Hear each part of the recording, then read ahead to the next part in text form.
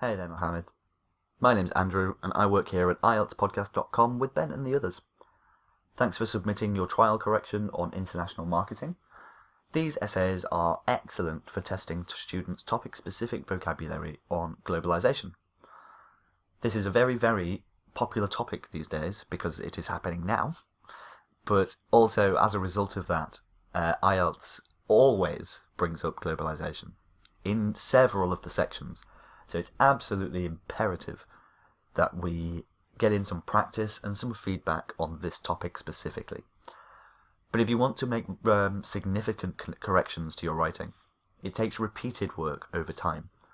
This is because you need to be able to spot your own mistakes so that you can stop making them in future and tackle the exam in a more confident manner. But first, let's have a read through and see if we can offer you some immediate improvements. So firstly, you don't need the there, and you don't need this capital. So this should say, although globalization paves the way to market products globally, you don't need this either, some feel that it is a kind of domination over local firms.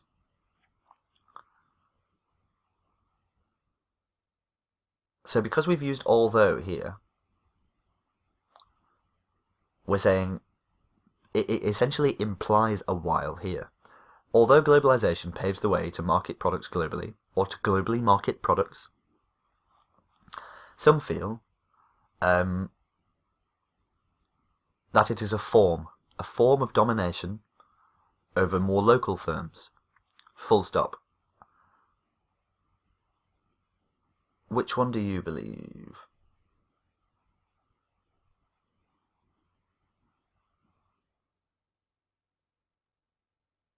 Okay. So I'm fairly sure that in the question it asks for your opinion. It asks you to which one you believe. So what we could do here, because in order to score above a level 5 in the task and achievement section, you have to respond to every part of the question. And that is including the word count and the opinion section if there is one. So a form of domination over local firms. Personally, I support global marketing as it circulates knowledge of finance and economics. As it circulates knowledge of finance and economics, along with establishing international thoughts, trends, and communication, let's say. International thoughts, trends, and communication. This essay will first discuss the predatory marketing practices. We don't need this, which affect. If we use practices, then it's affect, not effects. This is correct, but I want to add the word practices here, which has an S on the end of it, so we don't need this one. Predatory marketing practices which affect the small-scale companies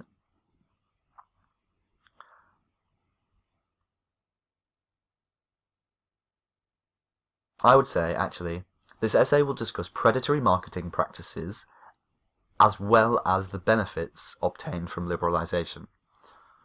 We have a few too many words in this essay, I would say, especially in the intro. It's mostly from things like this, but it's also an over-expansion. We need to write with more brevity. Brevity is the art of saying a lot with a few words, and it's essential in academic writing, not necessarily in IELTS, but if you can strive for brevity, you will score highly in IELTS as a result. So here, what we need to do, again, is shrink down the number of words. So what have we got? The main reason. Okay, the main reason that smaller local companies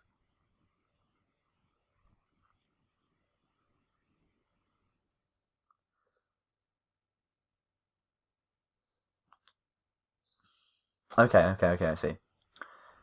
So, the larger the tactics, the marketing tactics employed by multinational companies causes concern for smaller local producers. Now that's a breviloquent sentence. It doesn't contain quite so many words, but it expresses exactly the same information. In order to grasp public attention, international companies, see here as well, we can't shower money. In academic writing, we only speak literally. We don't use imagery and we don't use metaphor. That's for literature. In academia, we're making argument, and we're talking about facts, so it's not appropriate to refer to things with imagery. So I've heard people, or I've read rather, people saying things like pouring money into something. But money is not a liquid, and we don't pour money into anything. So showering money, although it makes sense to me, it's not academic, and it wouldn't be accepted in the exam. So we could say, spends considerable revenue on advertising, or spends an amount of money on advertising that is entirely unaffordable for local firms. For example, large-scale industries never use etc. either. If there's another thing to say it. Etc. just says, there's something else that should be here, but I couldn't be bothered to write it. And it doesn't give a good impression. So you could just say, such as Reliance and Lulu in India, introduced massive discounts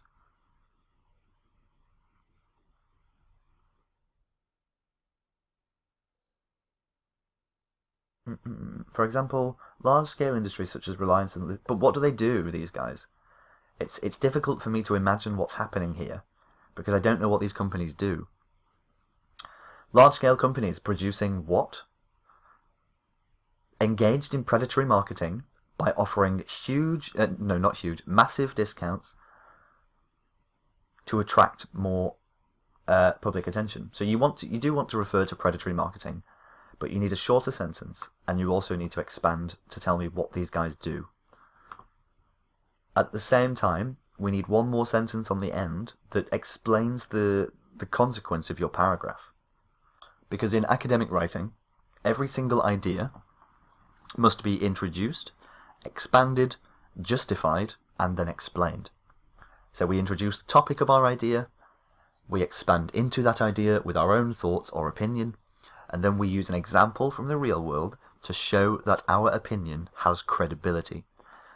We show that it's based on real evidence and not just dreams and wishes. Dreams and wishes have no place in academic writing. That's the point. But then the final sentence of the paragraph can say, thus, therefore, consequently, resultantly. Ta-da! That's the point of the last sentence. On the other hand, trading products overseas. So your articles, pronouns, and prepositions are all over the place.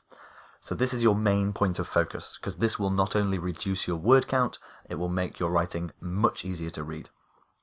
Your ideas are fantastic. Your grammar needs work, is what the point is. Intact relationships between governments, along with understanding the latest fashions of other nations, technological advancements, and increased standard of living. For instance, in India, because of globalization, sales of the iPhone have risen. So all you need to say there, for instance, in India, globalization has caused the sale of the iPhone to rise dramatically. Since then, the economics subject was included in the schools. Okay, since that moment, economics has begun to be taught in primary schools, whereas before it was only taught in high schools.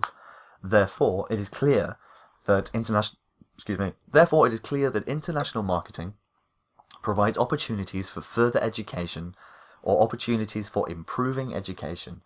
I agree with you. I think the money flow, the economic aspect of international marketing is fantastic, but the globalizing world does crush small people. That's the thing we should be striving against. In conclusion, some people have a positive corner, I don't know what this means. Maybe a positive opinion, a positive view of the practice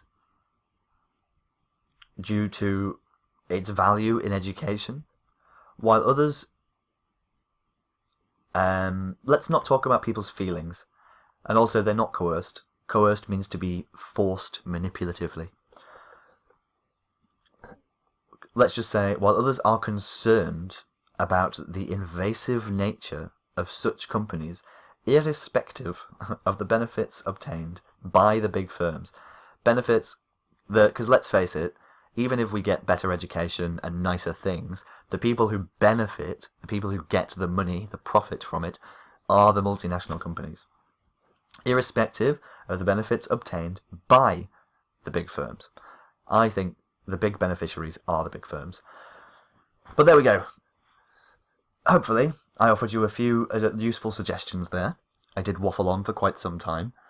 But if you would like to continue receiving my corrections in this way, where I sit and point out all of your mistakes, you can subscribe to our course, the link to which is in the email I've sent you.